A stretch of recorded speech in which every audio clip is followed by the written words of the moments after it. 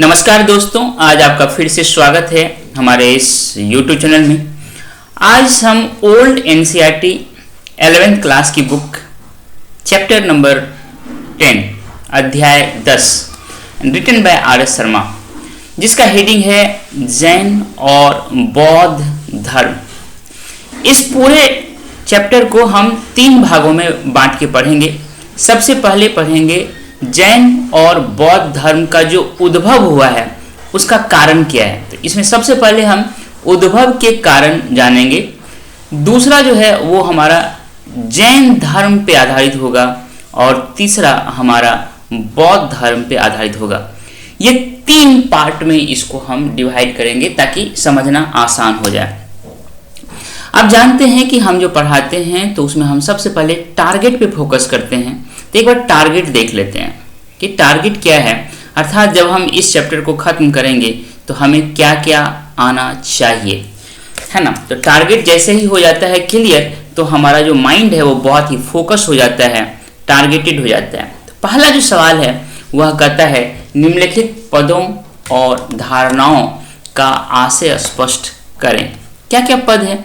आर्यावर्त ये क्या होता है, वर्ण व्यवस्था क्या होता है, द्विज क्या होता है, तीर्थंकर, निर्वाण, जिन, अहिंसा, संघ और धम्म। इन सारे टर्मोलॉजीज के जो पीछे कंसेप्ट है इनको आपको जानना और समझना है। यही आपका पहला टारगेट है। दूसरा नंबर क्वेश्चन कहता है ईसा पूर्व 6ठी सदी में, है ना, नए धार्मिक जो संप्रदाय हुए उनका जो उद्भव हुआ उनका कारण बताना है।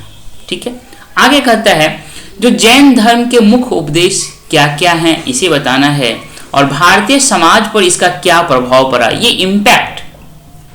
सबसे पहले जैन धर्म क्या है, इनका उपदेश क्या है और इनका भारतीय समाज पे क्या प्रभाव पड़ा। बहुत ही इंपॉर्टेंट है इस सवाल का आंसर जानना और लिखना। जो नेक्स्ट क्वेश्चन है वह है बौद्ध धर्म के मुख्य उपदेशों का वर्णन करना है और भारतीय समाज पर इनका क्या प्रभाव पड़ा। गौर पॉइंट। और कभी आपको खुद से लिखना है कि जैन धर्म और बौद्ध धर्म का जो प्रभाव भारत पे पड़ा दोनों का कंपैरेटिव स्टडी भी करना है। अगला जो सवाल है 5 नंबर में जैन और बौद्ध धर्म के उद्भव की सामाजिक और आर्थिक पृष्ठभूमि क्या थी और इन दोनों धर्मों के सामाजिक पहलू क्या थे, इनके बारे में आपको बतानी है।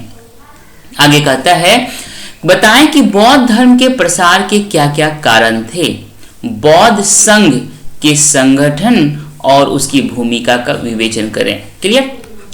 अगला सवाल कहता है भारत में बौद्ध धर्म का तो पतन हो गया पर जैन धर्म कुछ भागों में जमा रहा, इसके कारण की समीक्षा करें। अगेन कंपैरेटिव स्टडी हो रहा है बौद्ध धर्म और जैन धर्म में। अगला सवाल कहता है मगध नए धार्मिक आंदोलन का केंद्र क्यों बना, इसके बारे में आपको बताना है मगध वाले एरिया में। अगला सवाल कहता है बताएं कि बौद्ध धर्म का पतन हो जाने के बाद भी भारत में इस धर्म का प्रभाव कैसे और किन किन पहलुओं में जमा रहा। आगे 10 नंबर क्वेश्चन बौद्ध और जैन संप्रदायों को धार्मिक सुधार का आंदोलन क्यों कहा जाता है। याद रखिएगा इसको आपको फिर इसी समय में जो वेस्टर्न वर्ल्ड में क्या हो रहा था उनसे आपको कोरिलेट करना है। तो इस समय में मतलब 6ठी शताब्दी ईसा पूर्व में वेस्टर्न वर्ल्ड में क्या हो रहा है उससे आप जब कंपेयर करके इनको पढ़ेंगे, तब जब आप वर्ल्ड हिस्ट्री पढ़ेंगे तो आपको ये आसान हो जाएगा, क्योंकि हम यहाँ पे भारतीय कंटेक्स्ट में इन दोनों धर्मों का जो कंट्रीब्यूशन है उसको जानेंगे। अगला कहता है भारतीय साहित्य और कला। ये बहुत ही इंपॉर्टेंट क्वेश्चन है। आज जिस तरह से यूपीएससी के मेंस में आर्ट एंड आर्किटेक्चर से सवाल बहुत पूछा जा रहा है, उस कंटेक्स्ट में ये क्वेश्चंस बहुत इंपॉर्टेंट हो जाता है कि भारतीय साहित्य और कला में बौद्ध और जैन संप्रदायों के योगदान का वर्णन करना है। इस परियोजना के अंग स्वरूप जैन और बौद्ध साहित्य तथा चित्रों की सूची बनाएं। जब आप ये आंसर दे रहे होते हैं तो आपको जैन और बौद्ध जो साहित्य है या उनके जो चित्र हैं, पेंटिंग है, उनकी आपको एक लिस्ट बनानी है, सूची बनानी है और कौन कहाँ से मिला है ये भी बतानी है। अगला क्वेश्चन कहता है भारत का जो मैप है, मानचित्र है, पर महावीर और बुद्ध कि जीवन से संबंध स्थल, ये बहुत इंपॉर्टेंट है, जो स्थल है तथा जैन और बौद्ध जो कला और स्थापत्य के स्थान है उनको आपको अंकित करना है, ये बतानी है। तो यही सब है जो बहुत इंपॉर्टेंट है। ये चैप्टर बहुत इंपॉर्टेंट है। इसका सवाल का अगर आप आंसर देते गए तो आप कहीं न कहीं देश के किसी भी एग्जाम में, पीटी हो, मेंस हो और इंटरव्यू हो, बहुत ही आसानी से आप क्लियर कर लेंगे। अब जो पहला पार्ट है कि जैन धर्म और बौद्ध धर्म के उद्भव का क्या कारण है, इनको सबसे पहले हम कवर करते हैं। देखिए, कहता है ईसा पूर्व 6ठी सदी के उत्तरार्ध में, तो जैसे ईसा पूर्व 6ठी सदी की बात कर रहा है तो ये जो 500 से लेकर के 599 बीसी की बात कर रहा है, ये ईसा पूर्व की बात कर रहा है ना।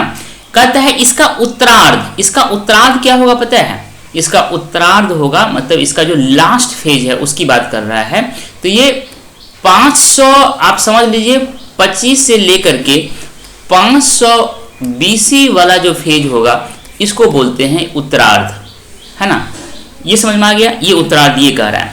कहता है कि मध्य गंगा के मैदान, आपको मैंने बताया था कि जो गंगा है उसका मैप देखिएगा, उस गंगा के मैदान का जो मध्य वाला पार्ट है वहां पे अनेक संप्रदायों का उदय हुआ। यहां तक क्लियर हो गया। समय की बात कर रहा है, ये टाइम हो गया।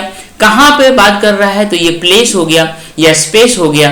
तो टाइम एंड स्पेस के कंटेक्स्ट में जब आप हिस्ट्री पढ़ेंगे तो बहुत ही आसान हो जाएगा पढ़ना। तो इस समय 6ठी सदी ईसा पूर्व के उत्तरार्ध की बात कर रहा है और मध्य गंगा के मैदान की बात कर रहा है। यहाँ पे अनेक संप्रदाय का उदय हुआ। इस युग में लगभग 62 धार्मिक संप्रदाय ज्ञात है। इनमें से कई संप्रदाय पूर्वोत्तर भारत में रहने वाले विभिन्न समुदायों में प्रचलित धार्मिक प्रथाओं और अनुष्ठान विधियों पर आधारित थे। मतलब बहुत सारे ऐसे संप्रदाय थे जो उस समय में उस इलाके में जो धार्मिक प्रथाएं थी या अनुष्ठान विधियां थी उस पर आधारित थे। इनमें जैन संप्रदाय और बौद्ध संप्रदाय सबसे महत्व के थे और ये दोनों धार्मिक सुधार के परम शक्तिशाली आंदोलन के रूप में उभरे। मतलब धार्मिक सुधार आंदोलन होता है और उसका एक जो मेन क्रक्स है, जो मेन पिलर है, ये दोनों जो आंदोलन, ये दोनों संप्रदाय जो है यह है जैन धर्म और बौद्ध धर्म। अब इसमें कहता है इसका उद्भव का क्या कारण रहा है, इसको जानिए। वैदिकोत्तर काल मतलब होता है वैदिक काल का जो बाद का काल है, यह लास्ट फेज वाला जो है, में समाज 4 वर्णों में विभक्त था। ब्राह्मण, क्षत्रिय, वैश्य और शूद्र, ये समझ लीजिएगा। हर वर्ण का अपना अपना कर्तव्य निर्धारित थे और इस बात पे जोर दिया जाता था कि ये जो वर्ण है ना, ये जन्म मूलक है। यहीं से सारा प्रॉब्लम शुरू हो गया कि वर्ण है लेकिन वर्ण जो है जन्म मूलक है, जन्म से निर्धारित होता है। यही भारत की दुर्दशा, भारत का दुर्भाग्य का आधार यही एक लाइन में, यहाँ 2 वर्ड में समझ सकते हैं। जन्म है पर ये वर्ण है, पर ये वर्ण जन्म मूलक है। ये भारत को बहुत पीछे छोड़ दिया। कहता है और 2 उच्च वर्णों को कुछ विशेषाधिकार थे। 4 में 2 उच्च वर्ण थे और उनको विशेषाधिकार थे। ब्राह्मण, पुरोहितों और शिक्षकों का कर्तव्य सौंपा गया। किनको? ब्राह्मण को क्या कर्तव्य सौंपा गया? तो पुरोहितों वाला काम और शिक्षक वाला काम सौंपा गया। समाज में अपना स्थान सबसे ऊंचे होने का ये ब्राह्मण दावा करते थे। वे कई विशेषाधिकारों का दावा करते थे, दावेदार थे। जैसे क्या था? दान लेना, करों में छुटकारा, दंडों की माफी। ये 3 चीज, दान लेते थे, कर नहीं देते थे और ये इसको सजा नहीं मिलती थी।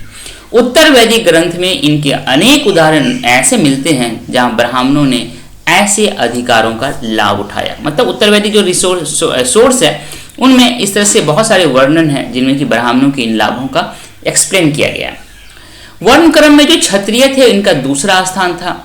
वे युद्ध करते थे, शासन करते थे और किसानों के उगाए गए करों पर जीते थे। 3 काम था, युद्ध करना, शासन करना और टैक्स कलेक्शन करना। जो वैश्य थे वो खेती करते थे, पशुपालन और व्यापार करते थे और वास्तव में यही जो है मुख्य रूप से करदाता थे। कर देने का कार्य मुख्य रूप से अगर कहें तो ये वैश्य थे। कहते हैं ये जो 2 उच्च वर्ण थे उनके साथ इस वैश्य वर्ण को भी द्विज नामक समूह में स्थान मिला था और द्विज जिनको स्थान मिलता था द्विज में, उनको जनेऊ पहनने और वेद पढ़ने का अधिकार था। अब देखिए द्विज क्या होता है ये समझिएगा।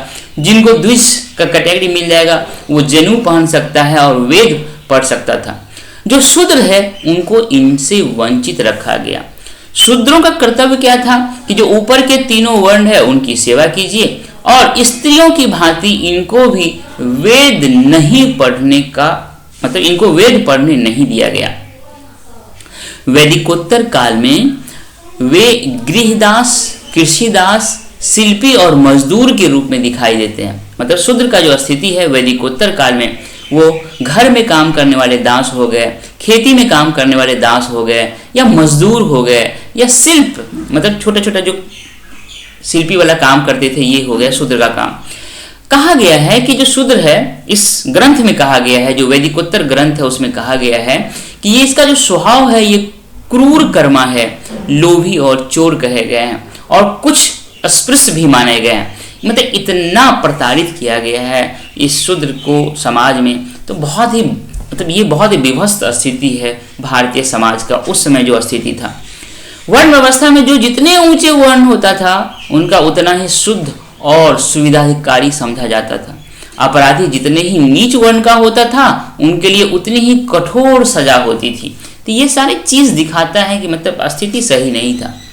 यह स्वाभाविक ही था कि इस तरह के वर्ण विभाजन वाले समाज में क्या होगा, तनाव होगा। जो नीचे का वर्ण है उनको लगेगा कि उनके जीवन में डिग्निटी नहीं है, उनका जो जीवन है स्वाभिमान से भरा हुआ नहीं है, उनको पग पग पर अपमानित किया जा रहा है, तो वह क्या करता होगा, वो विरोध करता होगा। इस तरह से समाज में तनाव पैदा हो गया था। जो वैश्य और शूद्र है इनकी कैसी प्रतिक्रिया थी इसको जानने का हमारे पास सोर्स नहीं है, कोई साधन नहीं है, क्योंकि वैश्य और शूद्र वो वर्ग थे जो लिखते नहीं थे, इनका काम लिखने का नहीं था, तो इन्होंने कोई डॉक्यूमेंट्स जो होता है वो हमारे पास नहीं छोड़ा। इसके कारण हम इनके जो प्रतिक्रिया है उनके बारे में नहीं जान पाए। परंतु जो क्षत्रिय थे, जो शासक के रूप में काम करते थे, ब्राह्मणों के धर्म विषयक प्रभुत्व पर प्रबल आपत्ति रखते थे। जो क्षत्रिय थे उनका ब्राह्मणों से जो कंट्राडिक्शंस होता था, उनसे उनका जो मतभेद होता था, उनसे जो संघर्ष होता था बड़े पैमाने पर होता था। और जो वर्ण व्यवस्था जिनको कि जन्म मूलक माना गया था उनके विरुद्ध, ब्राह्मणों के विरुद्ध क्षत्रियों ने आंदोलन छेड़ दिया था, ये बात कहा गया। विविध विशेषाधिकारों का दावा करने वाले जो पुरोहित या ब्राह्मण थे कि श्रेष्ठता का के विरुद्ध क्षत्रियों का खड़ा होना नए धर्मों के उद्भव का अन्यतम कारण हुआ।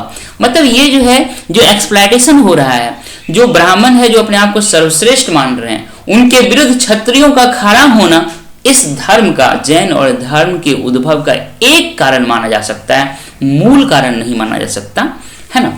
तो कहता है जैन धर्म के संस्थापक वर्धमान महावीर और बौद्ध धर्म के संस्थापक गौतम बुद्ध दोनों क्षत्रिय वंश के थे और दोनों ने ब्राह्मणों की मान्यता को चुनौती दिया। यहाँ तक बात क्लियर। अब कहता है अगर वो अन्यतम कारण थे तो मूल कारण क्या था, इसको समझते हैं।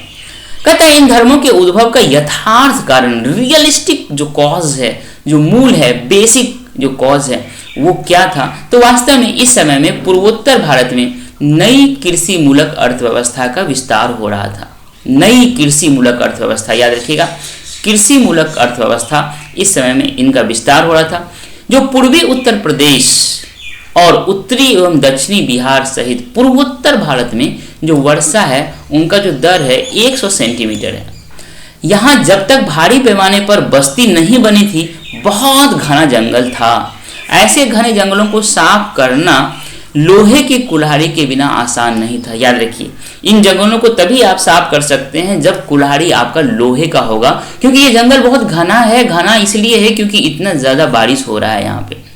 कहता है यद्यपि इस क्षेत्र में 600 ईसा पूर्व से पहले भी कुछ लोग बसते थे, पर उनका जो औजार था किस किस चीज का था, तो हड्डी का था, पत्थर का था, तांबे का था, और वे नदी के किनारे, झीलों के पास और संगम स्थलों में कष्ट से जीवन बिताते थे, क्योंकि वहां बाढ़ और कटाव के फलस्वरूप बसने लायक खाली जमीन मिलती थी, इसलिए वहां पे वो बस जाते थे। कहता है 600 ईसा पूर्व के आसपास जब यहाँ पे लोहे का इस्तेमाल होने लगा तब मध्य गंगा के मैदान में लोग भारी संख्या में बसने लगे। लोहे का इस्तेमाल होगा, कुल्हाड़ी होगा लोहा का, तो जंगल को साफ करना आसान हो गया और लोग यहाँ पे बसना शुरू कर दिए। इस क्षेत्र की मिट्टी में नमी अधिक है, अतः पूर्व काल के लोहे के बहुत सारे औजार अब बचे नहीं है। फिर भी कुछ एक कुल्हाड़ियां लगभग किस समय का, तो कहता है कि 600 से 500 ईसा पूर्व के स्तर का अभी तक हमको निकला है। एक्सकेवेशन जो खुदाई हुआ है, डिगिंग हुआ है, तो उसमें हमको इस तरह के लोहे की कुल्हाड़ियां मिली है। लोहे के औजार के इस्तेमाल के बदौलत जंगल की सफाई की गई, खेती की गई और बड़ी बड़ी बस्तियों का बनाना संभव हुआ। समझ में आ रहा है? तो यूज ऑफ आयरन, ये समझिएगा, एक आंसर है, एक क्वेश्चन यहाँ फ्रेम हो सकता है। Discuss the importance of iron in the emergence of Jain and Buddhism religion. Jain और बौद्ध धर्म के उद्भव में आयरन जो लोहा जो है उसका क्या इंपॉर्टेंस है, उनका वर्णन करें। इसका यहाँ पे आपको आंसर होगा।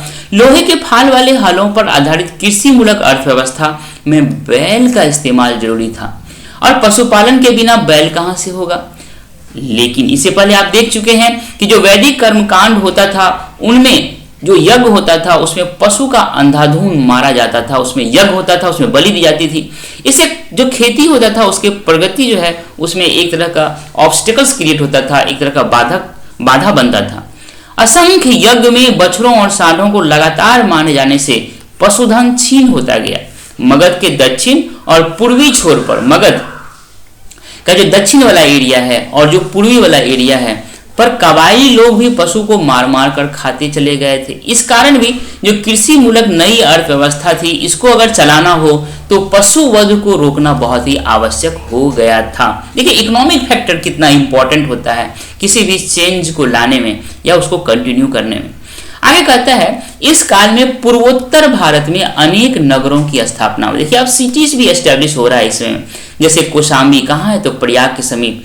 कुशीनगर कहाँ है, तो देवरिया जो उत्तर प्रदेश में, वहाँ पे। वाराणसी का हुआ, वैशाली हुआ, है ना। चिरांग जो आज सारण जिला है, छपरा, वहाँ पे है। राजगीर यहाँ पे। इस तरह से यहाँ पे शहर जो है इस समय में डेवलप हुए। अन्य नगरों के अतिरिक्त इन नगरों में बहुत से शिल्पी और व्यापारी रहने लगे थे जिन्होंने सर्वप्रथम सिक्के चलाए। यहाँ पे समझिएगा शहर का डेवलपमेंट होगा तो उसमें व्यापारी और शिल्पी रहेगा, वो क्या करेंगे, व्यापार करेंगे, सिक्के चलाएंगे। सबसे पुराने जो सिक्के हैं ईसा पूर्व 5वीं सदी के हैं। अब सिक्का जब चलेगा तो ट्रेड जो है बहुत ही ज्यादा स्पीड से होगा। वे पंचमार या आहत सिक्के चलाते थे। आरंभ में उनका प्रचलन पूर्वी उत्तर प्रदेश और बिहार में भी हुआ। किसका, ये सिक्के जो पंचमार सिक्के या आहत जो सिक्का होता है उसका। संभवतः सिक्कों के प्रचलन से जो व्यापार वाणिज्य था वो बढ़ा, और व्यापार वाणिज्य के बढ़ने से जो वैश्य समुदाय था उनका भी महत्व बढ़ने लगा। ब्राह्मण प्रधान समाज में वैश्य का स्थान तृतीय कोटि का था। प्रथम और द्वितीय कोटि में क्रमशः ब्राह्मण और क्षत्रिय थे।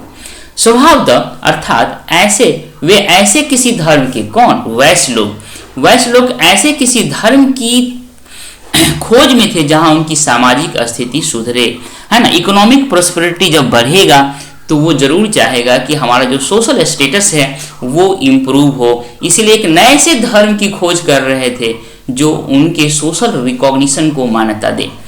क्षत्रियों के अतिरिक्त जो वैश्य है वो महावीर और गौतम बुद्ध दोनों को बहुत ही उदारता पूर्वक सहायता दिया।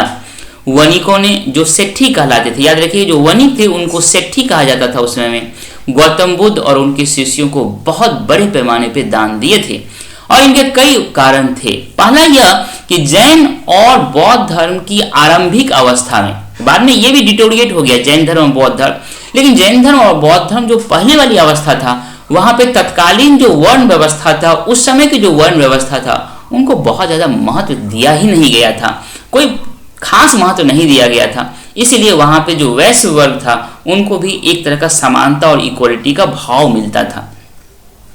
आगे अगर हम कहें तो कहता है दूसरा कारण क्या था कि अहिंसा का उपदेश देते थे बौद्ध धर्म और जैन धर्म में, जिससे राजाओं के बीच जो युद्ध होता था वो अंत हो सकता था उसका, और जब भी युद्ध नहीं होगा, शांति होगी, तो वहां पे जो व्यापार वाणिज्य है वो उसका उन्नति होगा।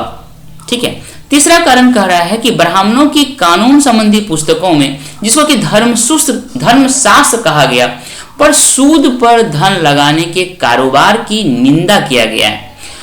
और सूद पे जो लोग जीते थे उनको अधम कहा गया है। अतः जो वैश्य व्यापार वाणिज्य में वृद्धि होने के कारण महाजनी करते थे वे भी आदर नहीं पाते थे और अपनी सामाजिक प्रतिष्ठा बढ़ाने के लिए उत्सुक थे। तीसरा कारण हो गया। इस तरह से कहता है, ये 3 कारण हो गए। अब दूसरी बात कह रहा है कि दूसरी ओर तरह तरह की निजी संपत्ति के संचय के विरुद्ध भी कड़ी प्रतिक्रिया हुई। अब एक दूसरे डायमेंशन की बात कर रहा है। बौद्ध धर्म और जैन धर्म के उदय के कई कारण थे, उसमें 1 2 3 कारण तो यहाँ बताया गया है। अब एक अलग डायमेंशन की बात यहाँ से कह रहा है कि ये जो ग्रोथ हुआ था, डेवलपमेंट हुआ था, इससे जो प्राइवेट प्रॉपर्टी का कंसेप्ट है ये आ गया था। इसके कारण जो प्राइवेट प्रॉपर्टी का जो कलेक्शन था, संचय था, इसके विरुद्ध भी बहुत बड़े लेवल पे प्रतिक्रिया इस समय होना शुरू हो गया था। जो पुराने विचार के लोग सिक्कों जो कि अवश्य ही चांदी और तांबे के होते थे इस्तेमाल में लाना या जमा करना पसंद नहीं करते थे। जो पुराने विचार के लोग थे वो चांदी या सोने के सिक्के को इस्तेमाल किया जाना या उसको कलेक्ट किया जाना या उसको जमा करना उनको ये पसंद नहीं था। पुराने जमाने के जो एकदम सीधा आदि सिंपल लाइफ जीना चाहते थे उनको ये पसंद नहीं थे। वे लोग नए नए ढंग के निवासों और परिधानों से, नए परिवहन प्रणालियों से परहेज करते थे तथा युद्ध और हिंसा से घृणा करते थे। संपत्ति के नए नए प्रकारों से समाज में असमानता पनपी थी। अब देखिए इकोनॉमिक प्रॉस्पेरिटी हो रहा था तो एक तरफ तो देखिए जो इकोनॉमिकली प्रॉस्पर हो रहा था वो अपना सोशल रिकॉग्निशन चाहता था, दूसरी तरफ ये जो इकोनॉमिक प्रॉस्पेरिटी आ रहा था उसे समाज में असमानता भी पनप रहा था। इस असमानता के कारण आम लोगों के जीवन दुख दर्द से भर गया था। इसलिए जो सामान्य लोग थे कामना करते थे कि आदिम जीवन लौट आए, मतलब बहुत पुराना जो जीवन था जिसमें इक्वलिटी था, जिसमें इक्विटी था, समानता था, उस जीवन की इन्होंने तलाश करना शुरू कर दिया, उनकी आकांक्षा करना शुरू कर दिया। वे फिर उस संन्यास के आदर्श की ओर लौटना चाहते थे जिसमें संपत्ति के नए नए प्रकारों और जीवन की नई नई पद्धतियों के लिए कोई जगह नहीं था, है ना। संन्यास के उस आदर्श अवस्था में लौटना चाहते थे। और बौद्ध और जैन दोनों क्या करते थे, दोनों संप्रदाय बहुत ही सरल था, शुद्ध था और संयमित जीवन के पक्षधर थे। क्लियर। बौद्ध और जैन दोनों के जो भिक्षु थे उनको आदेश दिया गया था कि जीवन में विलासिता की जितनी वस्तु है उनका उपभोग नहीं करेंगे। उन्हें सोना और चांदी को छूने से मना किया गया था। उन्हें अपने दाताओं से उतना ही ग्रहण करना था जितने से उनकी प्राण रक्षा हो सके। इसलिए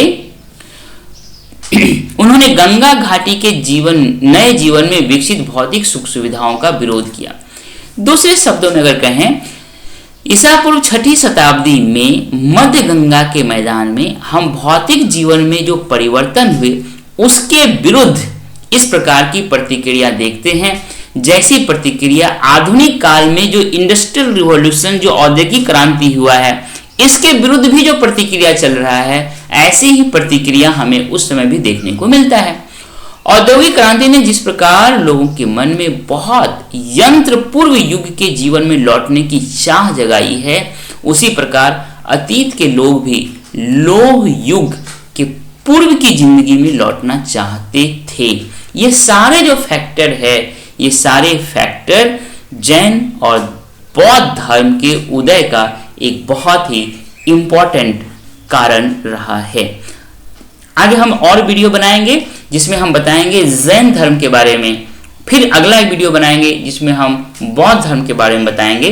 तो आप बने रहिएगा, ये आगे जो वीडियो बनेगा उसको भी सुनिएगा, तब आपका ये पूरा चैप्टर जो है वो आपका कंप्लीट हो जाएगा। ठीक है, इसलिए आप धैर्य से बने रहिए, वीडियो को सुनिए, समझिए, लाइक कीजिए और शेयर कीजिए।